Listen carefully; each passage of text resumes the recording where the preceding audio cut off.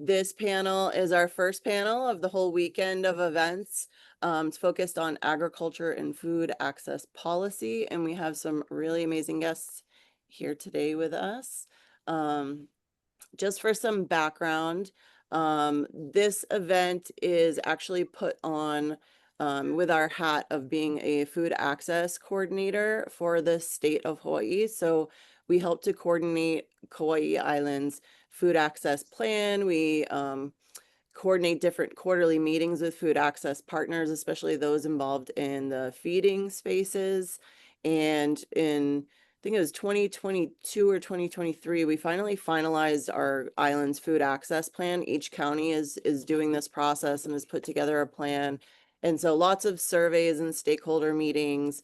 And this event is really to engage community in that plan, to further working groups to see that plan implemented. And these are the 11 objectives. I won't hold you on this screen because it's a lot of reading, but there are 11 objectives in that plan. And the one that this relates to most is really obtaining government funding, but beyond funding, also support, right? So county, state level, particularly, I know we don't always have a lot of control of what happens in the federal sphere, although a lot of you do show up to the Capitol and try to advocate for our needs. So thank you for that. But mostly this is talking about state, county level, things that we're doing to help food producers and also help food access programs and just the different things that are going on in that sphere so that those of you that are out there listening, you want to get involved, know how to support. So today we have with us Kaipo from Hawaii Farmers Union United. He's the president and CEO of the whole statewide organization. So thanks, Kaipo. Genevieve, who is food equity policy analyst at Hawaii Appleseed Center for Law and Economic Justice. They are great warriors in the fight for food access. Dylan's joining us from Hawaii Cattlemen's Association to help share the ranching perspectives. And then Anne, who is a big freedom fighter over at HAPA. We're happy to talk about some of their programs. And then also Senator Mike Gabbard, who has been the chair of the Senate Ag Committee. And he's been a great advocate for a lot of our work and has probably supported a lot of the bills folks are going to talk about today. So we will kick it off with Kaipo, if you can hand the mic to you. Sure. Thank you. Thank you, Megan. Aloha kako. My name is Kaipo Kekona. I'm born and raised native of Maui. And today I serve as the statewide president of the Hawaii Farmers Union. I'll share a little bit of background behind that. A simple snip to our mission is supporting family farmers and ranchers, fishermen, statewide chapters in every county. And what we basically we provide, an opportunity to have your voice heard at in the larger needs of our food access, of our truth and labeling. These are all, statewide issues that we work towards, fairness for farmers as far as market prices and those kinds of ideas, or issues that we try to prioritize and focus on. As a Hawaii Farmers Union charter, we are charter to the larger National Farmers Union, which is the longest standing agricultural organization in the country. So that puts us in a different position as well, which requires us to be up in the capital of DC as well as the capital of our state. So, and nonetheless, we look to provide education opportunities, legislation, as well as cooperatives. And so those are the three pillars that carry over from the national Farmers Union operation into our state. And then we take that structuring that we find in the continental forms and adjust them and try to make them best fit for our values and lifestyles of our place. And yeah, so that kind of is a holistic view. And then here in our slide 2, we'll take a little more of a narrow scope as far as what we provide within Kauai.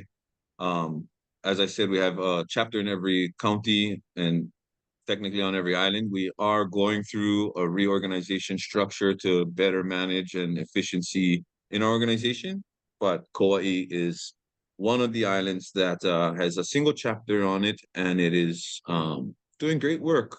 I believe Kauai chapter is the fourth or third largest chapter within our state, so a good number of membership there. Our number total is a little over 800 as members throughout the state. You can see on the slide here, your chapter president is Natalie Urminska, and she has a board behind her that supports the initiatives of our membership there. Here you'll find bullet pointed some of the opportunities that is currently active. A lot of our chapters, a thing about our organization that I really appreciate is the chapters have a level of autonomy to operate where they convene themselves amongst their own communities and producers and identify the best ways to what their concerns are, what their successes are, and what needs to be duplicated and what needs to be addressed. And they convene together regularly. We have an advocacy committee that interacts with all of our chapters across the state and gathers those information throughout the year. But you can see some of the work that they have already been working towards is we have bi-monthly educational workshops and farm tours across the island.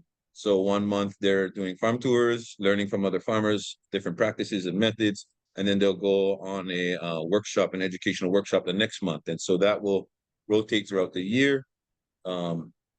There's also a strong advocating force behind our chapter with the state as well as your guys' local county governance for a better biosecurity control for the CRB issues that are arising in all of our islands. And then you can see we have a pig brig trap. It's a kind of cool, new, innovative thing. It's maybe not too new in the continent, but very definitely not too present here in Hawaii, but making a footprint. And these are ways that we help our producers protect their food crop,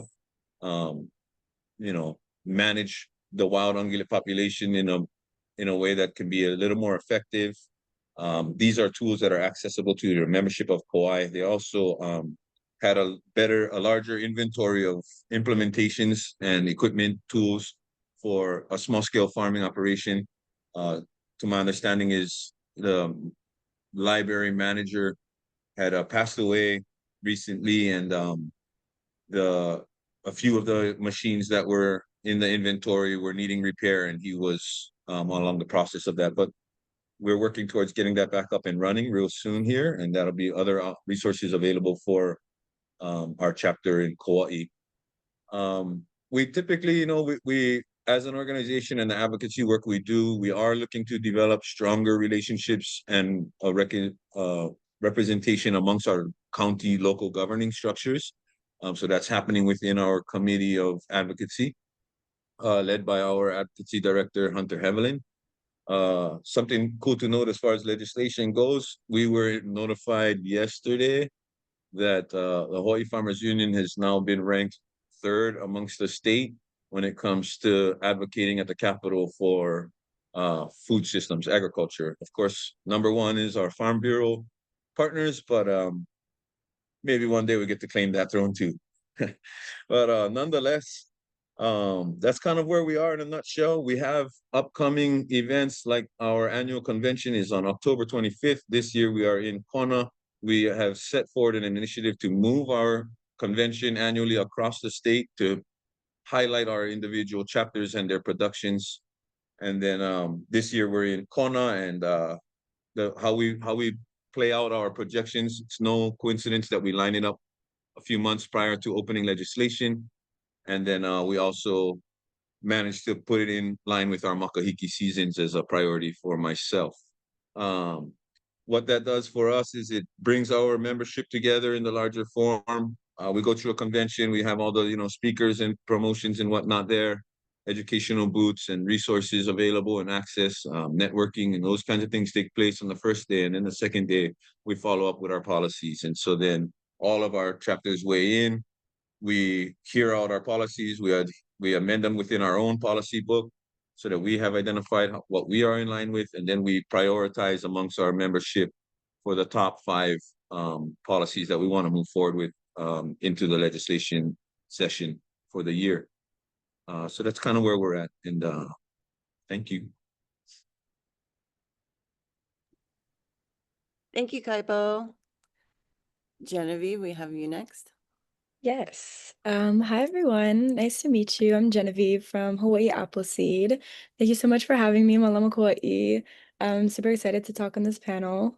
Um, yeah, so just to jump right into it, state legislative policy. I have a lot up here. If you don't know about Hawaiʻi Appleseed, Center for Law and Economic Justice, we're a policy think tank that does research and works on state and a little bit of county policy. And we focus on building a more equitable and just Hawaii, working specifically on legislation that supports Hawaii's working families. And so that might look like tax credits or legislation on housing. Me specifically, I'm an analyst on our food equity team. So mainly we focus on food access and food systems. And we do have some overlap with the related issues at the Kauai Food Systems Summit and with all the people here today. We do a lot of research and work around different feeding systems, whether that's federal programs like SNAP, child nutrition, or local feeding programs. So here on this screen, we have our three main priorities that we were looking at and some of our biggest wins from the past legislative session. Um, there's so many bills that we were tracking, but these are the ones that really came out on top. SB 1300, the first one here, which is now actually Act 139 since it was signed into law, expands free school meals to all public school students whose family members are at or below 300% of the federal poverty level. We do have, actually, let me share this, a landing page. So that kind of explains what everything looks like, and there's a little timeline to understand everything. But essentially, implementation for this is staggered. So this year, the way that that looks is all of the students who were previously under the reduced price category are going to be eating for free. So that category was completely eliminated this year. On the next slide, we'll get to that later, but it'll share the numbers for Kauai. And next year is when the full law gets implemented. So everyone below that 300% federal poverty level will be able to eat for free. And that's about $110,000 a year income for a family of four, just to put that into real terms.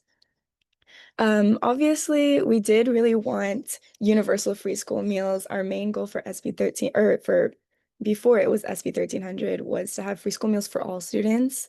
That was definitely a really big part of our campaign. And I think one of our successes of that campaign was just getting lots of community members, especially teachers and students involved in testifying at the legislature. I see a lot of familiar faces here, and they were definitely instrumental in that campaign. And there's so many organizations that work together to make it happen. And so even though we didn't get the free school meals, that's definitely something that we're keeping an eye on down the line. And we're one of the states with the most, with the highest threshold, or we cover the most, up with Oregon. And we're really hoping to build off the momentum that we had for this campaign and get that traction going to hopefully get free school meals for everybody. So ideally, we would just be providing kids meals so that they, when they show up to school, they don't have to worry about whether or not they're going to eat or not. This is something that Governor Green has talked about. He's mentioned that he wants to get to free school meals in his 5-year plan, and working with the First Lady had been huge for this campaign, and she really helped to move everything along. So looking forward, this is still a big priority for us. And I'll also share our landing page in the chat just so that everyone can see what that might look like coming down the line. Talking about SNAP now, SB 960 was our biggest legislation win, which provides funding for the state office, and that's going to look like 1.1 million a year for the next 2 years.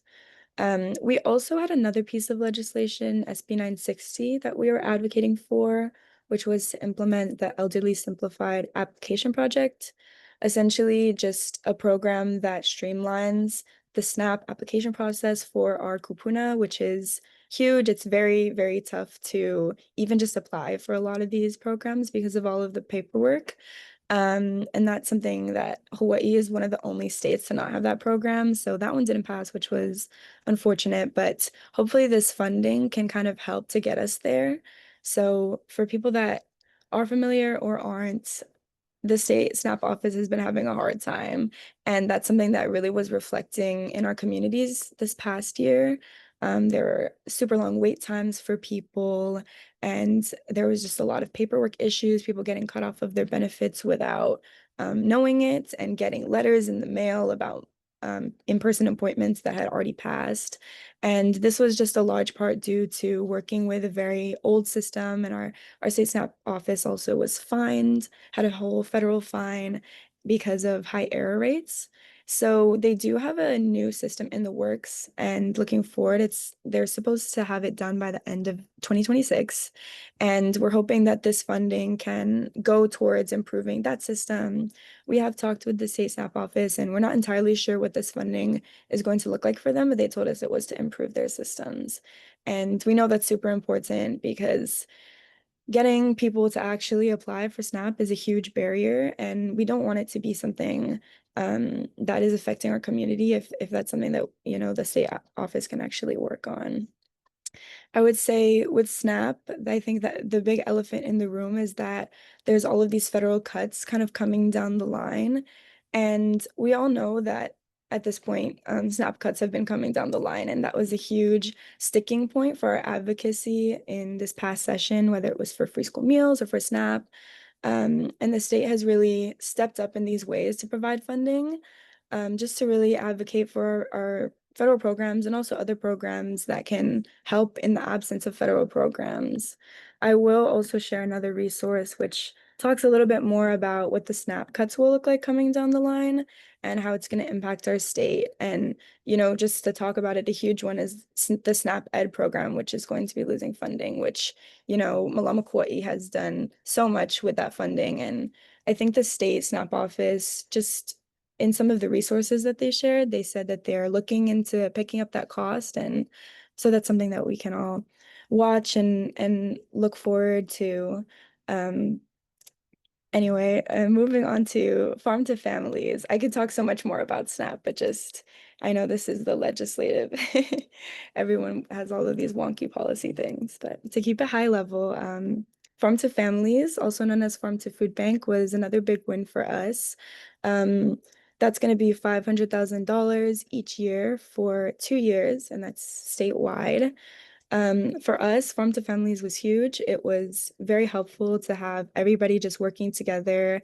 Definitely wasn't something, or we wanted to get more money in the budget, I will say, but I think this is definitely a good stepping stone to having the state actually fund a program that was previously privately funded. And we worked a lot with our partners. I know the food banks and the food pantries really did a great job of getting a bunch of advocates out there and providing testimony and just making sure that we're providing fresh food at our food banks or food pantries, because we know that that's something that people really want to see when they're getting their food. And it also just goes hand in hand with supporting local farmers, keeping money in our local economy, which is something that Hawaii Appleseed really wants to work on. And something that we've seen work on different islands for a while now, like Hawaiʻi Island, for example, they've done a really good job of having farm to food bank. Looking forward, I will say we're still waiting to hear how this funding is going to be distributed across the islands, but definitely want to be something that we're looking forward to, and hopefully there can be even more funding towards farm to families in the future. On the next slide, here are just a few numbers about what these programs look like on Kauai. So I just pulled some numbers on SNAP and school meals. For SNAP, there are about 3,500 households using SNAP per month in Kauai. And again, like I said, for the SNAP funds, we don't know how these will be administered yet, but it will definitely impact those systems to help with wait times and whatnot. And that's kind of like a top-down approach. For school meals, as I mentioned, so starting this year, more than half of Kauai students will be eligible for free school meals. And that is a huge win. And that's actually just that first phase of implementation. So that was just with eliminating that reduced price category. So next year, it's going to look, the numbers are going to be even more. Unfortunately, I don't have those numbers. That's something that we're working with the DOE to try to figure out. But yeah, even just with reducing that or eliminating the reduced price category, that's around 650 more students per month, all because of that one bill. And that's for the school year. I'm really excited for next school year to see how many more students will be eating for free on Kauai and just across the state. I will also say that Kauai has 3 schools that already provide free meals because of the community eligibility provision.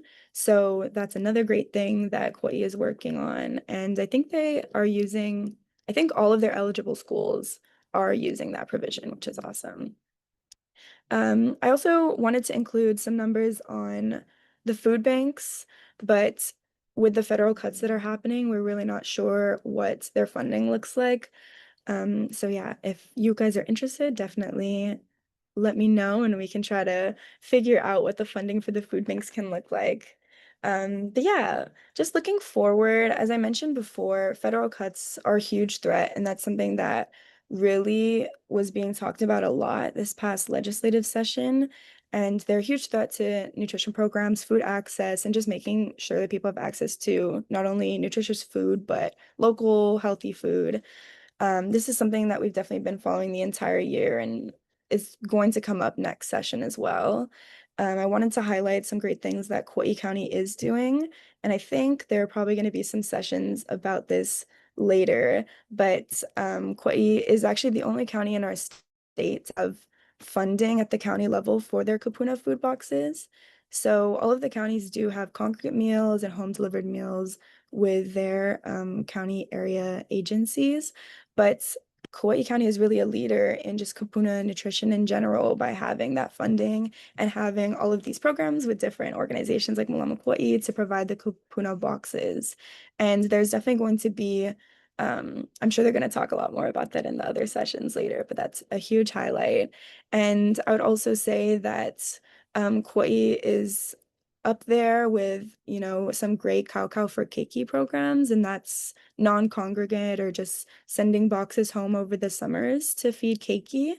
And something that's an opportunity would be getting the county to sponsor their SFSP program, which is on-site meals. So it's kind of like the on-site congregate equivalent of cow for keiki in a way. And that's something that Kauai County is the only county that doesn't sponsor that program. And so that's maybe an opportunity for the county to step up, but it's something that, we're really looking towards the counties, not just the state, to kind of step up to fill the gap of these federal cuts.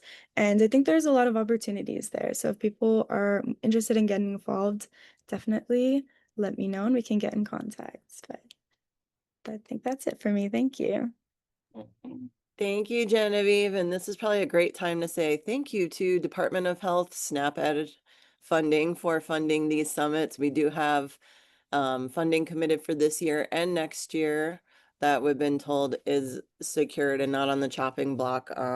However, the food access coordinator roles statewide right now do not have any continuance funds allocated at this time because of the SNAP Ed cuts. So thank you for sharing those updates. Annie, you're up next. Okay, thanks. Well, thanks so much for having me. It's wonderful to be in such great company this morning with some familiar faces. And before I jump into our fair and sustainable food systems policy agenda, I just want to share a little background on HAPA. Our mission is quite broad. It's to catalyze community empowerment and systemic change towards valuing people and INA ahead of corporate profits. And I'll just share a little bit about the background and how we were formed. HAPA was founded in 2014 out of the movement to address the impacts of the agrochemical industry in Hawaii, in particular in response to heavy pesticide usage that accompanies the research and development that industry conducts in Hawaii. And I think it's important to note that that research really largely occurs on our public ag lands, which are also crown lands and under the purview of the State Agribusiness Development Corporation. The largest acreage of ADC lands are located on West Kauai from Kekaha to Mana, and there are almost 13,000 acres of ag land that are largely leased to agrochemical tenants. I think it's also important to note that this industry has really been heavily subsidized by our local government, both in the form of large leases of prime ag lands with water access, but also in terms of high-tech research and development subsidies that date back really to the early 2000s.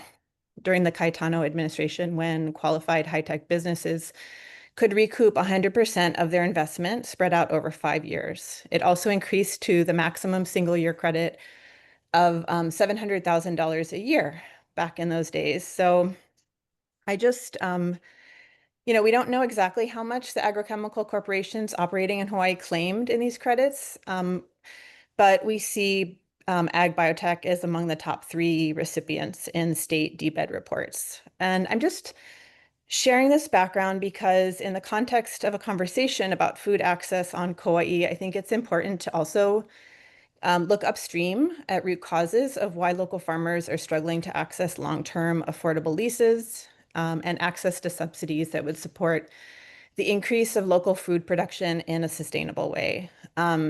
Also, when just considering bills that move money and resources to address a range of issues along our food systems, whether it's supporting farmers, feeding food insecure households, I think we should also look critically at what our government has historically subsidized and ask really if that aligns with our priorities as a community.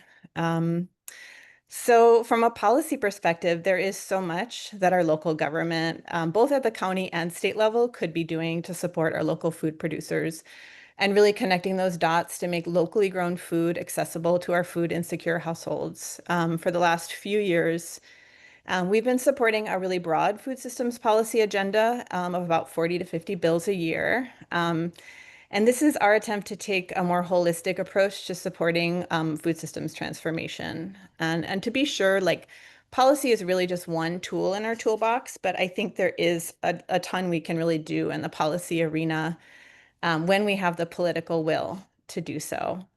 So our fair and sustainable food systems policy agenda falls into 5 main areas currently.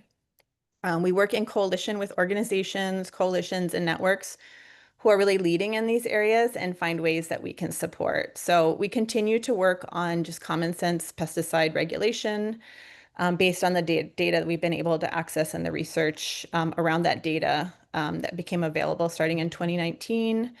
I'm not going to really go into those bills just because we're focused on food equity and access today.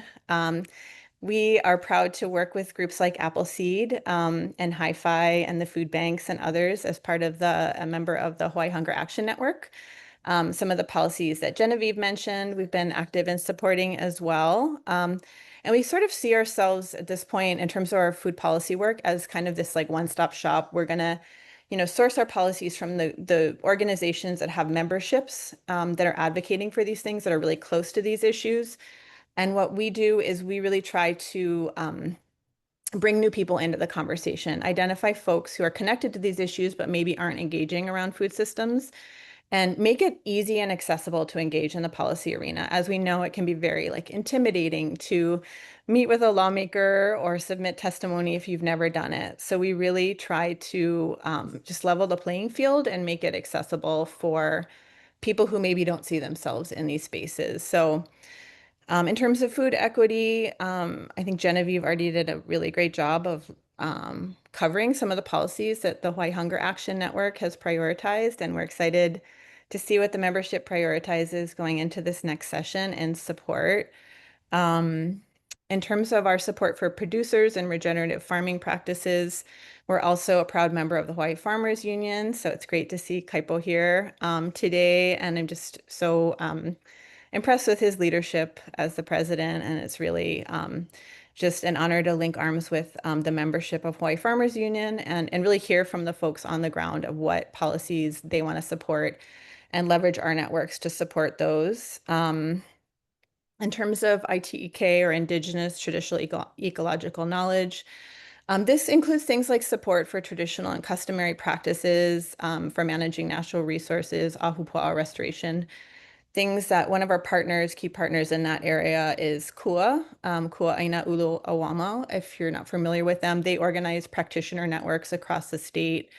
And so we really look to them for what those practitioner networks are prioritizing in terms of policies. And then we see farm to state, farm to school as a really important tool for leveraging the purchasing power of our local government to support our producers as well. So we see, there's not one silver bullet solution for a broader food system, but and we're always open to also like adding priority areas. Like I think we might add going into next year something around invasive species, just given the challenges with CRB, if we need to. But yeah, we're always just open to hearing from other, folks working across the food system and how we can support, the issues that you're seeing on the ground. Next slide, please. So, again, it's, a lot of what we do is we've really worked over the last few years to get out into the community and identify folks, bring new people into the conversation, and then build our mailing list, build, our following on social media, build our network of people we reach out to on a one-on-one basis, and create these alerts for bills that are moving through the legislature that are timely, that are actionable, they're easy to understand for anybody who might be new to the process. And so what we've noticed over the last few years, we do pretty in-depth tracking of the of how our alerts are performing. And what we found is that for the bills that we have generated alerts for, like typically we can attribute about 70% of the supportive testimony to those alerts. And then that's a nice photo on the top right of the free school meals bill signing. Shout out to Appleseed, Hi-Fi, all the partners who did the real heavy lifting around that bill. And then, like I said, we continue to monitor restricted use pesticide use in Hawaii. And I just want to share this map because I don't know if folks are aware, people probably aren't aware that we do have the highest application rates of restricted use pesticides on Kauai, particularly on the ADC parcel in Mana. It's typically, this is 2019 usage, and it's typically about 4 applications per day, which far exceeds any other area across the state. Next slide, please. But really to get again to, we're always looking at kind of through a systemic lens or a root cause lens, or like what are some of the root causes of why it's so hard sometimes to advocate for some of these policies, even some of these food access policies that really should be kind of no-brainers, like feeding our kids, free school meals and sourcing local food in our school meals. And really, I think for us, our analysis is political will is a big part, a big challenge. And so we started in 2016, developed a program called Kuleana Academy to just help everyday folks who want to get more involved in the process to get the skills, training, analysis that they need to engage in the civic arena, whether it's organizing in their communities, advocating for these policies at the legislature, at their councils, or running for elected office. And this is just an image of our most recent cohort 8's opening reception. And where we've had, I share that here because I think it's so critical that we get more people who are like-minded, who are accountable to their communities, engaged in these processes and stepping into these spaces. And, typically we've had really huge cohorts on Maui, in Maui County and Oahu, and we've seen some of our greatest impacts there, specifically the Maui County Council. 4 of our alums are serving on the council. There's 11 total serving in elected office from the county to the state level.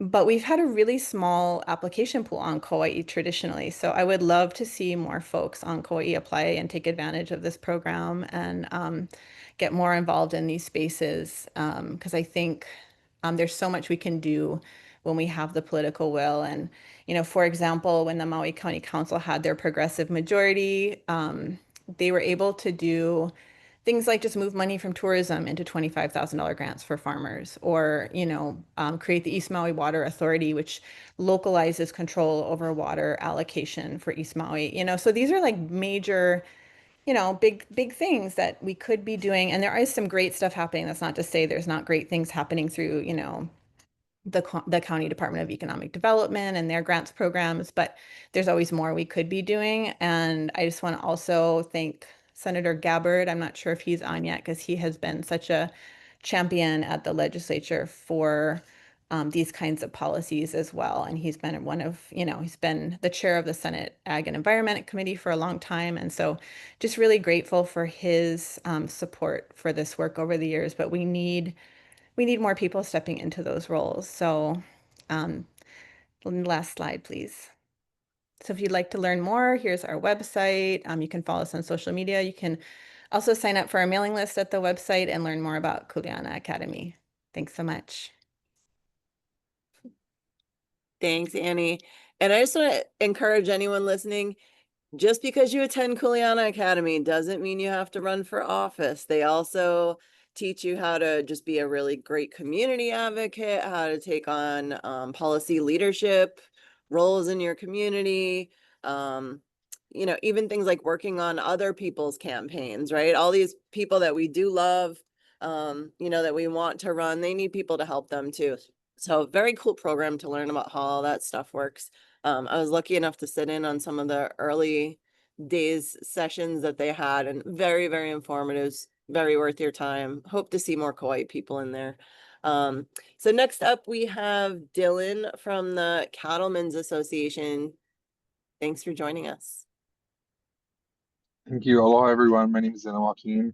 I am a sixth-generation rancher here on the Big Island. I know you guys are probably thinking, like, what does this guy from the Big Island have to say for us on Kauai? But we're all a collaborative. Waylon is the president of Kauai Cattlemen's Association.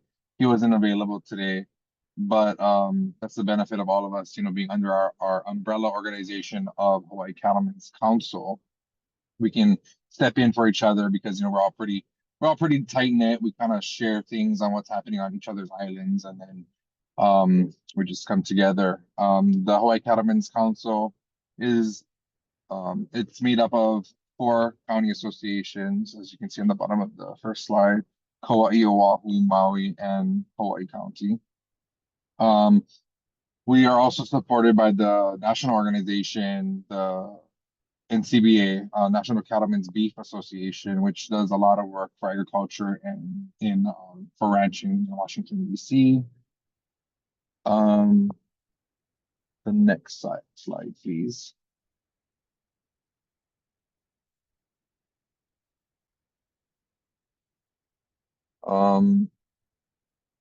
So on Kauai, we have a small membership, but all of these members are an important part of the overall voice for agriculture when it comes to policy. As an association of the Hawaii Cattlemen's Council, our Kauai members are able to get info about the bills and issues that HCC are following at the state legislature. Our top priority is simple, but a basic need: keeping ag lands in ag production. This includes helping Kauai ranchers get their ag leases transferred from DLNR to DOA so that they can get lease terms that are suited towards agriculture. Hawaii Cattlemen's Council has also helped at the county level to ensure the Kauai County doesn't determine agricultural use based on how many head of cattle a rancher has on the ground. We want to avoid this because a responsible rancher shouldn't be pressured into posting a set amount of cattle on the land to be eligible for tax rates. Instead, they should determine how many head of cattle they carry based on the forage availability, predicted rain, and boots on the ground knowledge of the land. This particular issue is one that has crept up on other counties, including mine. So we want to work as a united front to ensure illogical parameters are not set on ranchers. Well, we don't want to encourage gentleman farming. We also don't want to put a bona fide rancher at a disadvantage when they are stewarding the land and feeding the community. Another top priority for this addressing agriculture is agricultural crime. We have been so encouraged to see Duke's Law passed in the 2025 legislature. Unfortunately, the reason we got so much more attention on it was because a younger rancher was murdered by a trespassing poacher on Oahu. This is just the beginning, and we know there will be changes to be made to improve this law, but it's a huge step forward.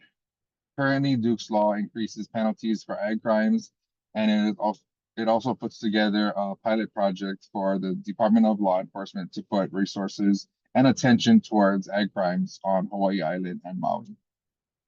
We know this was due to limited funding, but HCC will continue to lobby for the pilot project to be expanded to Kauai and Maui County. As we know, ag crimes affect ranchers and farmers across the state. So pertaining to Big Island here on the last bullet, keeping track of bills that pertain to ag and ranching. We also are in support of bills that help the biosecurity of Hawaii. For my island, especially, we have two-line spittlebug. We've been kind of following that closely. It is claimed over well over 100,000 acres. And to put that into perspective, Parker Ranch, which used to be one of the largest privately owned ranches in the nation, is 132,000 acres. And the two-line spittlebug has claimed more than that. So it's kind of important to make sure that we are, keeping these ranchers funded that provide beef for the community. And, it's only a matter of time before something like that ends up on Kauai. And we need to make sure that the biosecurity is tight and sealed, and we know how to go about with precautions with that. And as for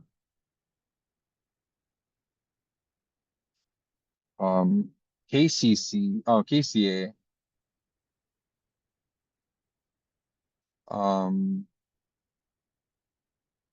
sorry, I'm trying to look for my notes. This is a collaborative effort between all counties, so I'm just trying to make sure I cover everything.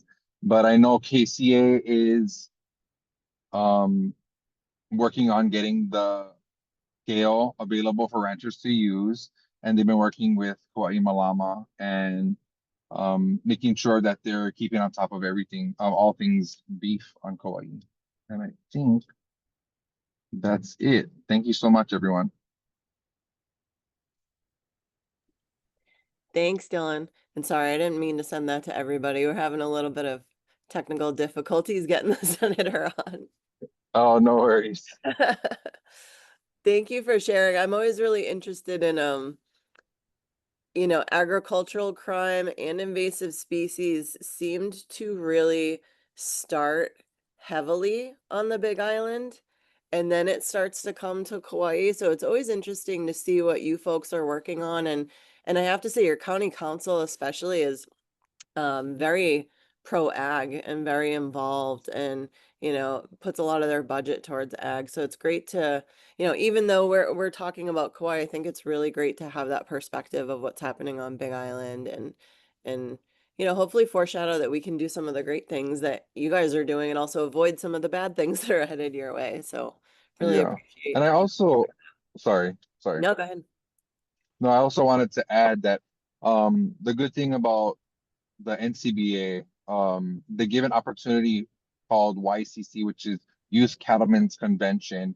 And what they do is they take, boots on the ground, people in ranching, and they give them the opportunity to go on this trip to Washington, D.C., meet these legislative people, and directly hear, and they can directly hear from people who are boots on the ground, and during that whole session, there's young cattlemen from all over the nation, and we can compare notes. Like a lot of people, like people in Florida have two-line spittlebug, and there's just everybody has different struggles, and we can collaborate notes, and we're like, okay, oh, that worked for you guys, we can start that practice. And then and some people say, oh, we got funding through this, and this is how we did it, and then we use the same tools and notes, so we can kind of, as a nation on the ranching side, we can collaborate that way.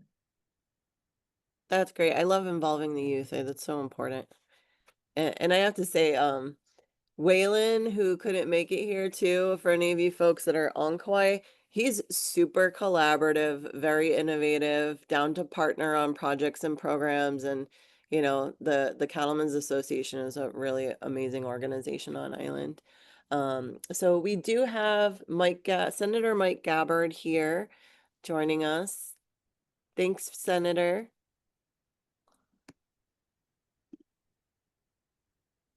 Oops. There you go. Aloha. Aloha. Let's see here.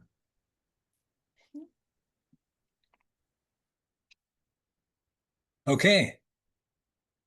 First, I want to apologize. I just got back from the grand opening of the Hawaii's first preschool charter school, Parkway Village Preschool Charter School here in my district, and it's just an amazing. Anyway, you guys got to check this out. So can I just go ahead and get started, jump in? Absolutely. Okay, great. So aloha mai kākou and good morning. Mahalo for inviting me to speak at your Kauai Food Summit. I hope that you and your ohana are well. I'm Mike Gabbard, and I'm looking forward to my 10th year as the chair of the Senate Committee on Agriculture and Environment, also known as the AEN Committee, with our 2026 session beginning on January 21st and ending on May 7th. And so today I've been asked to share a summary of the previous legislative session, also our goals for the upcoming session, and also how the public can support and get involved. So as you can see the chart,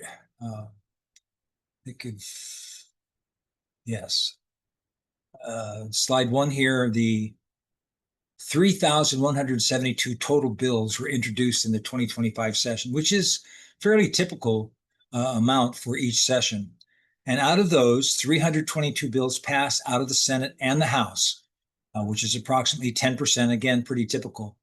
In terms of AEN, my committee, we received 249 bill referrals and 25 bills passed into law. And of those, 16 were ag bills and 9 were environmental bills. And so some of you might be thinking, okay, how do you determine what your priority bills are? So here's how it works. Each interim, that's the time that we're not in session, that's from early May until mid-January, usually around mid-October, I send out a request to approximately 45 to 50 ag and environmental stakeholders and groups to send me their top 3 legislative priorities. And so this helps guide the direction I take in terms of bill introduction. Then we compile and we rate everyone's choices. Hang on, I'm having some difficulty here. Yeah. So we also look at the bills that didn't pass from previous sessions and decide, do we want to reintroduce these bills, as is, or do we want to tweak them some? Then this past session, I introduced and supported several bills aimed at strengthening Hawaii's food security, combating invasive species, and also building a more sustainable future for our islands. So for today, I chose to talk about 5 top priority ag bills from last year that passed. And to find all the details about bills, as many of you might know, you go to our legislative website at capital.hawaii.gov, and that's capital with an O, and just punch in the bill number and all the details of the bill, the votes, the hearings, the testimony, all that stuff will pop up on your screen. And so if there are any bills that you didn't get to hear about today, please drop my office a note and we'll be glad to assist you in looking up the bill info. So number 1 of the 5 bills I mentioned is the Food Systems Bill SB 1186, Act 239. Now that act number, that's the number that's given once a bill becomes a law, okay? And that's SB Senate Bill 1186. So one of my biggest priorities is supporting local food systems. And for those of you who don't know, a sustainable food system is a food system that delivers food security and nutrition for everyone. The food system includes everything from producing, processing, packaging, and the transporting of food to consumers. So, rather than, planning in separate silos, food system planning involves collaboration across the sectors. Makes sense, right? government, farmers, researchers, nonprofits, indigenous and local communities, and businesses. You get together and you shape the policies, the infrastructure, and the investments that support a healthy and just food system. So Act 239 establishes a statewide interagency food systems coordination team and an interagency food systems working group under the Agribusiness Development Corporation, or ADC. The goal is coordinated statewide planning to transform Hawaii's food system to increase Hawaii's food self-sufficiency and reduce reliance on imported food. Now, the working group, they will submit a report, this is in the law now, including recommendations to the legislature 20 days prior to each legislative session. As many of us know, Hawaii spends up to $3 billion a year importing nearly 85 to 90% of the food that we consume here, and highlighting our vulnerability to supply chain disruptions and high food cost. So establishing a food systems working group has been my top priority for the past 3 sessions. And one of the challenges of being in the legislature is that sometimes it takes 3 to 4 or even 5 years to pass a good bill. Now, of course, that means patience and determination, developing those qualities. So Act 239, it creates a structured way for state agencies to coordinate on food production, distribution, access, and it enhances the ability to set policy, land use, infrastructure, storage, transport, and potentially reduce dependence on imports and improve food security. Bill number 2, Ag Crime Enforcement, SB 1249, Act 235. This act is known as Duke's Law in memory of Cranston Duke Pia. It establishes a 2-year pilot program within the Department of Law Enforcement, or DLE, focused on investigating and prosecuting ag theft and vandalism and improving security for farmers. Duke Pia was a 39-year-old Makaha rancher who was murdered in front of his mother while protecting his cattle from hunting dogs on February 17, 2024. Pia died of a single gunshot wound to the head. And Chanston Kaua, then 17 years old, of Maili, also on the west side, was charged as an adult with second-degree murder, first-degree terroristic threatening, firearm offenses, and first-degree theft. So this bill establishes an ag enforcement pilot program within the DLE on Oahu and Hawaii Island. It clarifies, creates, and strengthens laws regarding crimes and violations related to ag or ag lands and hunting on private ag lands. And it also establishes clear distinctions between administrative and criminal penalties. So it appropriates about $950,000 for each year of the fiscal biennium, and it went into effect July 1st, and it's going to be repealed in July 1st of 2028, since it is a pilot program. And the bill is 63 pages long. So again, capital.hawaii.gov if you want to look at more details in the bill. And I'm just extremely happy that we're helping our farmers on this issue. It's actually quite emotional as I met with Duke's family and friends when we passed the bill in the Senate. Now, we've already had 2 meetings with West Side legislators, law enforcement, and also numerous farmers from the West Side in order to kick off the program. Number 3, Food Hub Pilot Program, SB 693, Act 185. So this bill extends funding for Hawaii's Food Hub Pilot Program, helping local farms aggregate, process, and distribute fresh produce to boost food security. So Food Hub is a centralized facility that plays a crucial role in connecting local farmers and producers with consumers and markets. Food hubs, they provide essential services such as storage, distribution, and marketing, enabling small-scale and traditional farmers to increase their access to local markets. So this is a pilot program that started in 2022, and it needs additional funding each year. So this bill, it provides $1.5 million for the biennium, and this also was effective July 1st. So currently there's 14 food hubs on each of the islands with the exception of Lanai. Bill number 4 is Biosecurity, HB 427, Act 236. So what this bill does, it renames the Department of Agriculture as the Department of Agriculture and Biosecurity. This establishes a deputy chairperson for biosecurity. It authorizes the declaration of biosecurity emergencies, and it transfers the Hawaii Invasive Species Council to the department in 5 years. Now, this change, it aims to centralize efforts to protect Hawaii's unique ecosystems and agricultural resources, which are increasingly threatened by invasive pests and plant diseases. I'm sure you've read about the CRBs, coconut rhinoceros beetles, little fire ants, koki, and many invasive plants. And number 5 is the value-added products, HB 774, Act 237.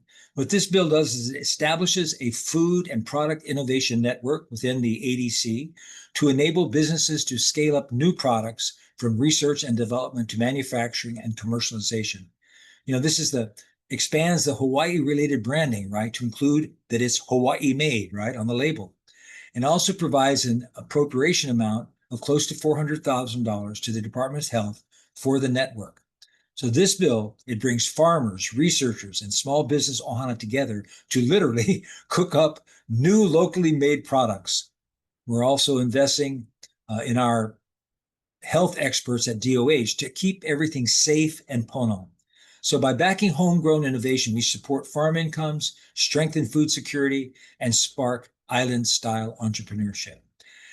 Okay, so those are the bills as far as goals for the upcoming session. Number 1, increase local food access and security. Number 2, help grow our farmers. Number 3, malama aina, and that's for the environmental bills that I'll be introducing.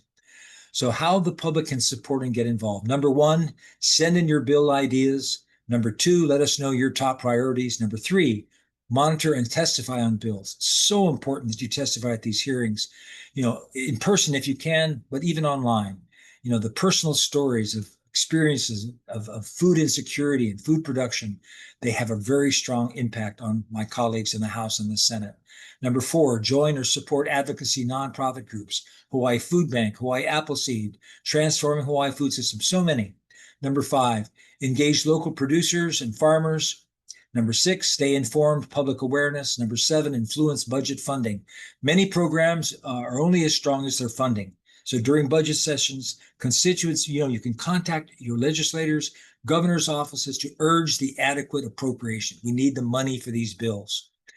And number 8, cross-sector partnerships, work with the schools, the food banks, the health clinics to help gather data, stories that show need and the effects of programs. So that's it. Mahalo to all the community leaders, organizations, and especially the farmers and their ohana, who are working so hard to make Kauai's food system a model for the entire state to follow. Aloha. Thank you so much, Senator. That was very informative. You had me in tears about Duke's Law. Me too. Not even talk about it. I'll start crying. Yeah. Really important work, And I have to say the work that all of you do, I have to thank you for being here today, but also doing the work you do. Some of you know me personally. I do not have the patience to do the work that you guys do. It takes so much commitment and perseverance. And Senator, like you said, it can take 3 to 5 years to get a law passed. I don't have time for that. You guys have it to keep pushing and keep pushing. And so a question I have for all of you is, with how challenging policy work is, what are some of the big wins that keep you going? How do you keep fighting if bills are getting killed year after year? What keeps you going?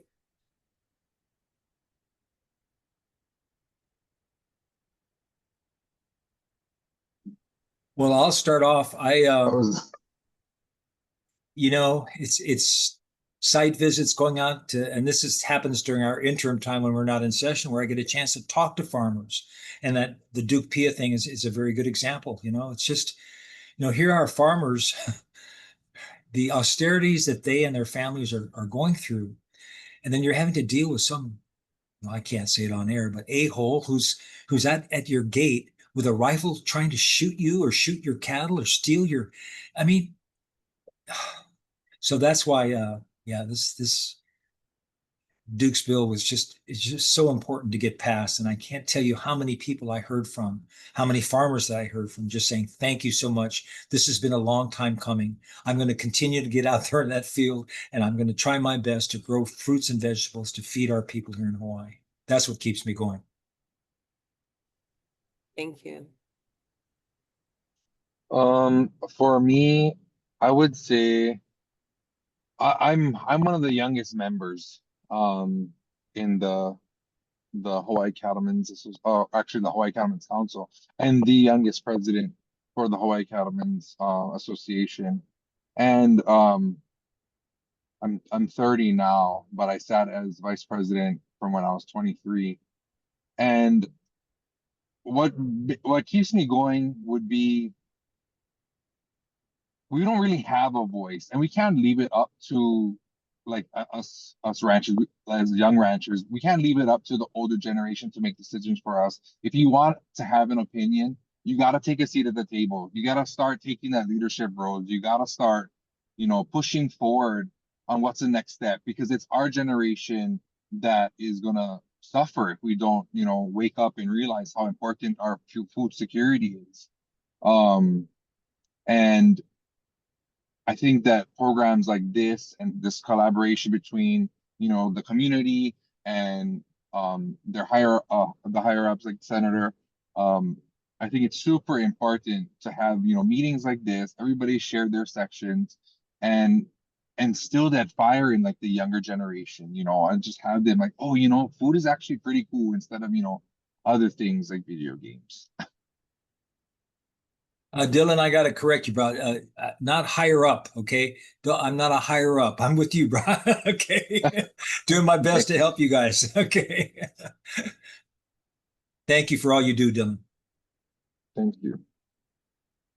For me, it's, coming out of like a tough legislative session where none of your bills get killed is, we usually do run Kuleana Academy, in between, and seeing, all these people come out of the woodwork in their communities who want to learn to like sharpen their skills, and they want to learn how to engage, and they want to like have a voice for their community in these spaces is what honestly keeps me inspired. And then seeing them, channel that work into their advocacy and all the just incredible work that they end up doing in the community. We have, I think it's 120 alumni now. And honestly, seeing their work in the community is what keeps me inspired.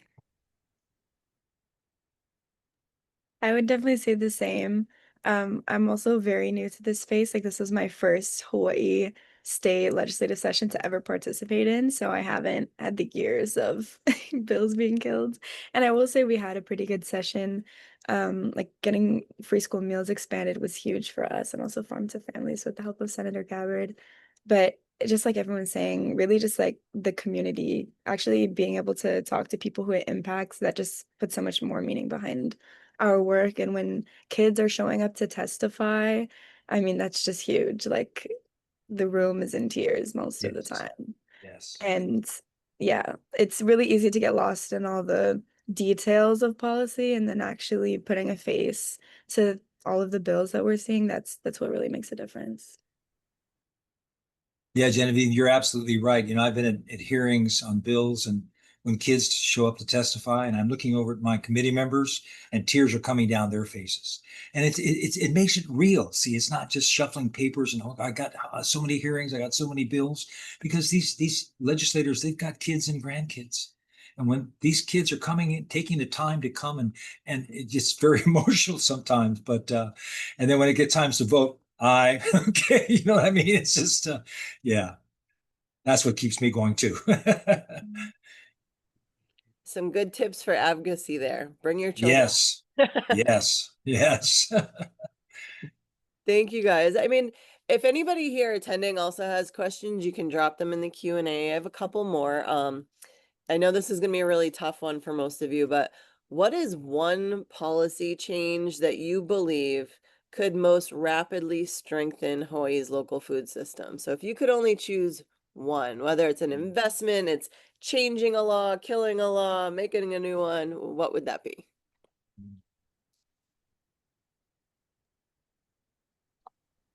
For mine, I would love to see, so it was written long ago by law that the DLNR um leases that were supposed to be transferred to DOA actually all take place immediately.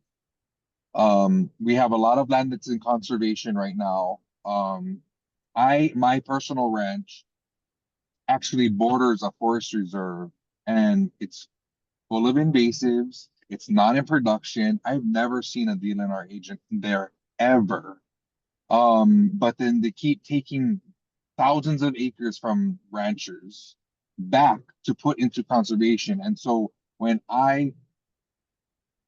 in my perspective, yeah, it's easy to replant a forest on an open ranch versus mitigate the weeds and invasives that are currently in their, their jurisdiction. So to me, I look at it as like a painter is gonna want to paint on a clean canvas, aka the ranch, right? Versus the existing forests that they can manage, you know. And I think that once, like, I mean, thousands of acres have been taken away from ranches. So I think if that was one thing that I would push forward immediately, would be that.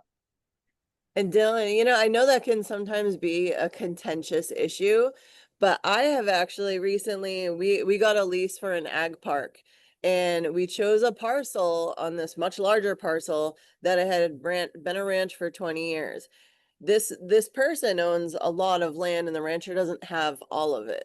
Every area that rancher was on is beautiful pasture, fertilized, you name it. All the areas that rancher wasn't on is covered with enormous albizia, that if you look at somebody who wants to go in and do any project of any kind, you're looking at probably $5,000 to $10,000 a tree just to get it out of there.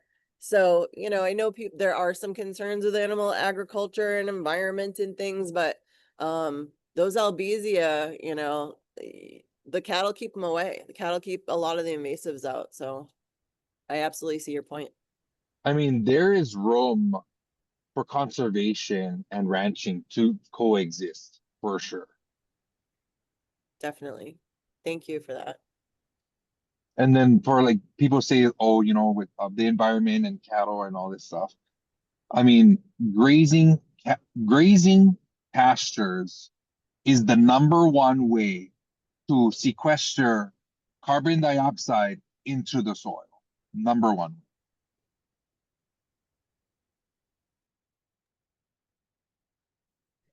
I don't know if it's one priority, but I would just the lack of investment in agriculture. I mean, it's such a small fraction of our state budget, and I think it's just worth pointing out that we invest very little of our state. Senator, you would know it's like less than like what? It's like 0.6% or something smaller. Like, yeah, it's been 0.3% for so many years. I think it may have creeped up to 0.4%. It's crazy. Yeah, so I think that just is a statement about where our values are in government, but also I think there's incredible opportunity around the procurement as well. And there's an organization called the Center for Good Purchasing that does work nationally to move, government contracts towards local procurement, but they have a whole set of metrics. And I think it's just, we've struggled for so long to try and increase to meet the 30 by 2030 goals of the state, and we're just failing miserably. And so I just see that as a huge opportunity, a missed opportunity right now for investing in our local producers as well. Good ones. Thank you. I would just second that investment. Hawaii Appleseed is definitely very supportive of, taxes on where it matters. And I think that can really be a scary topic, but anytime that we're going to the legislator and asking for these bills to be passed, we're asking for money. And yeah, it really just shows in our state budget where our priorities are, where the money goes to. And while we're definitely making good steps in the right direction, and we're getting small fractions of 1% increase in agriculture and food, there's so much room there to just invest even more. And I think with the federal cuts coming down the line, like that's just kind of an eye opener. That's like, okay, obviously we're relying on a lot of these programs, but this is a chance for our state to actually step up. And that's something that we could have been doing before. And there's a chance for it now. And while it is a little more pressing now, that could really set us up for the future. Excellent. So I have one last question, unless anyone in the audience adds one. And I think I know the answer for this for some of you, but what's a piece of legislation, whether it passed or not, although it's always great to end on a happy note, so if you had one that passed, please share that, that you're especially proud of working on and why? Hmm.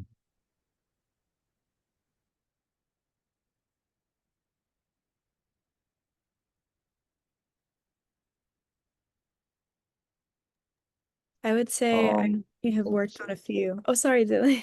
I only worked on a few, but definitely free school meals, like I said before, just getting the students and the teachers, that was really impactful for me. But Dylan, go ahead. Okay, sorry to cut you off. I have personally worked. I know a lot of people on my island are, they're panicking for the ag dedication the paperwork that needs to be submitted. So the bill had passed that, we all lands have to be in ag production if you're gonna get an ag exemption.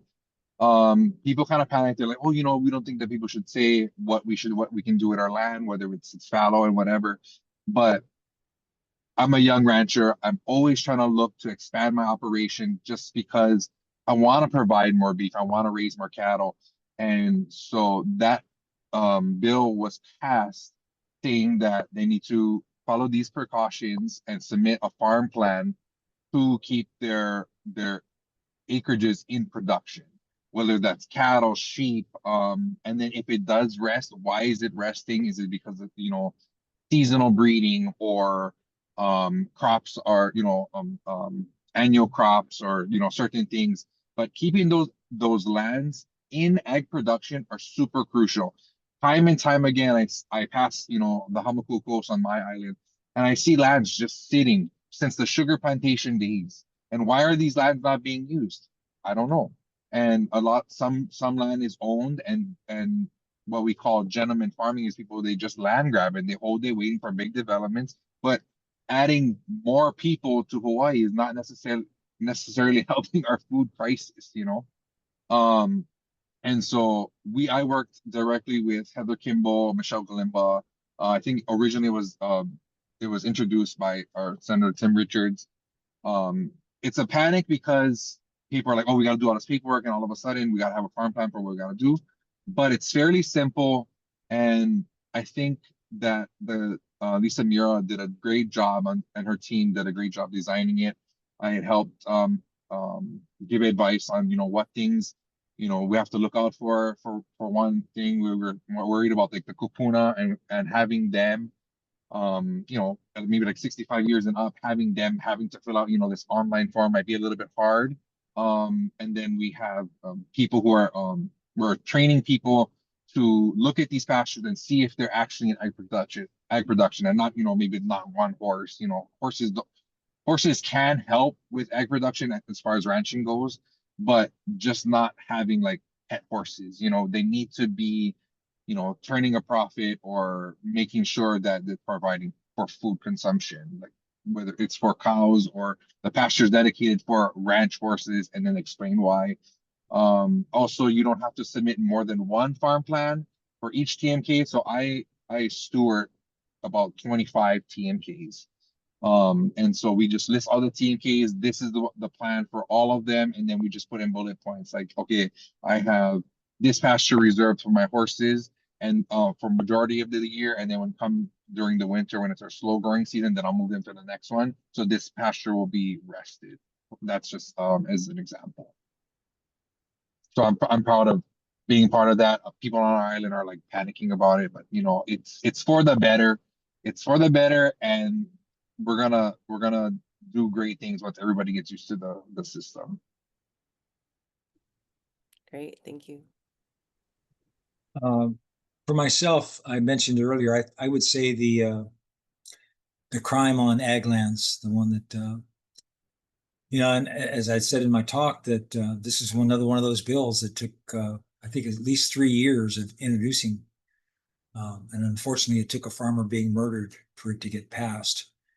But I also wanted to address what you had in the last question, Megan, about a policy change that I think that we need to have. And now I'm not sure how the policy would be written, but what we really knew and need to do, and Dylan mentioned this, is that we've got about 700,000 or 800,000 acres of designated ag land that's sitting there empty. What we really need to be addressing is growing farmers. And that's why Ma'o Farms on the west side, it's just an incredible program. I first went there back in 2002 when they were at 5 acres. Now they're like close to 500 acres.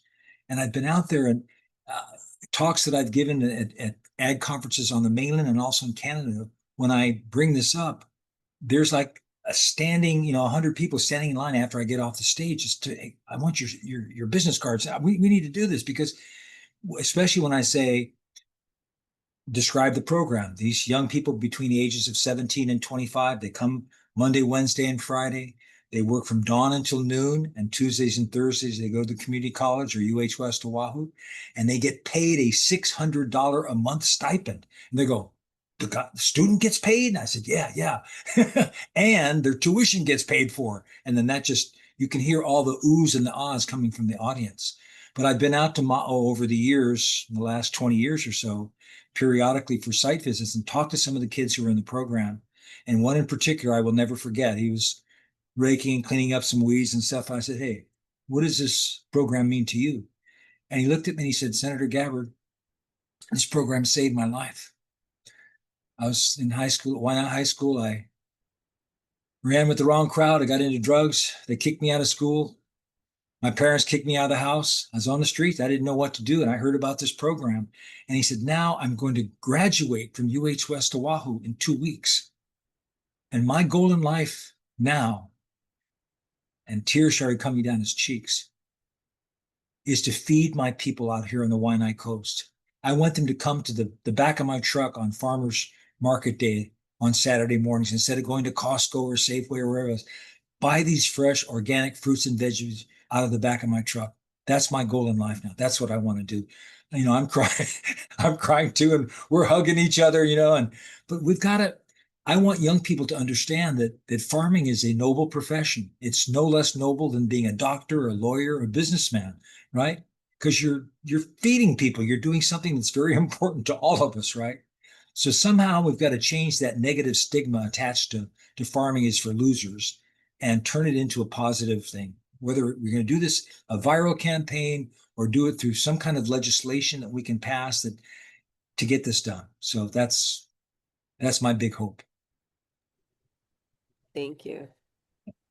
I would say we're really proud to have worked with Appleseed folks on the food equity bills last session, just given, I don't know if we mentioned it in this talk today, but if people aren't familiar with the statistics around food insecurity in Hawaii, it's really staggering. It's 1 in 3 households, I think, is food insecure, and that's even before the federal cuts to these programs. So I just think that's an area that's really critical to focus on. So just being a small part of that win for free school meals, farm to food bank, and the SNAP funding last year feels meaningful.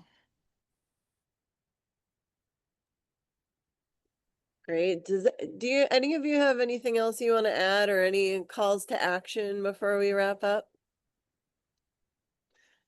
No, we got it all out. All right. Thank you all so much for the work you do every